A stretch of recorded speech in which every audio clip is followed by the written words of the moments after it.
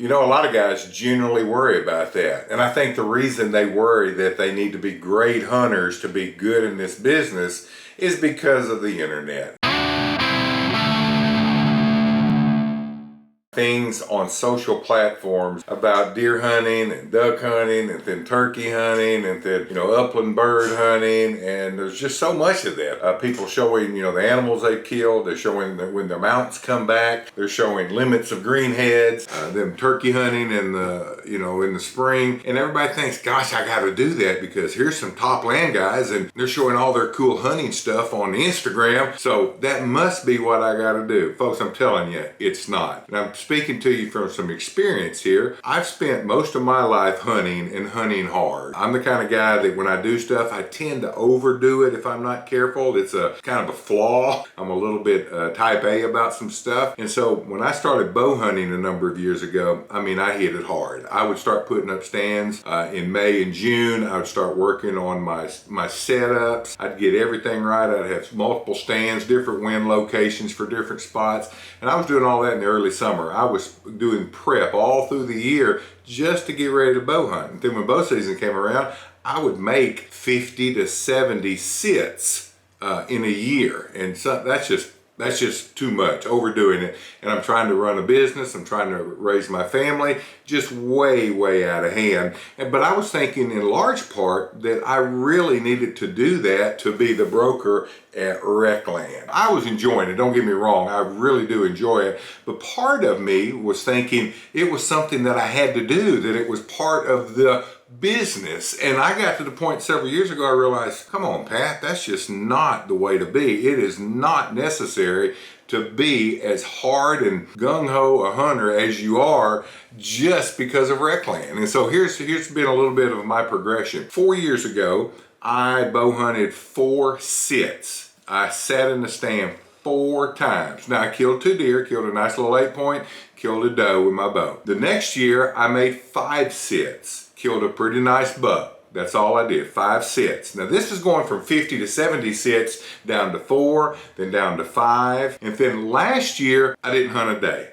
Not a single day. I didn't go on any invited hunts to duck hunt with people. I didn't go squirrel hunting. I didn't even kill a rabbit. I didn't hunt a day last year. And this being the 4th year since I started getting my mind a little bit in a better place, I'm probably not going to hunt a day this year. Not hunting isn't any more right than overdoing the hunting. It's just I'm choosing to focus on some other things with my family. I got growing boys. I just can't invest that time anymore, and I'm making it okay not to sit in a deer stand or be in a duck blind or go turkey. I'm just making that decision for me, just like you need to make that decision for you. I'm here to tell you, you do not have to be an avid hunter or even a part-time hunter to be good in this business. You just don't. Don't let the social media posts try to tell you otherwise. If you enjoy it, go do it. But if it's not really you, that is okay too. With that said, you do need to have something in your toolbox when it comes to this business. And the first thing you gotta have is competence. You might not be a big hunter. You might not enjoy hunting as much as the next guy, and that's fine.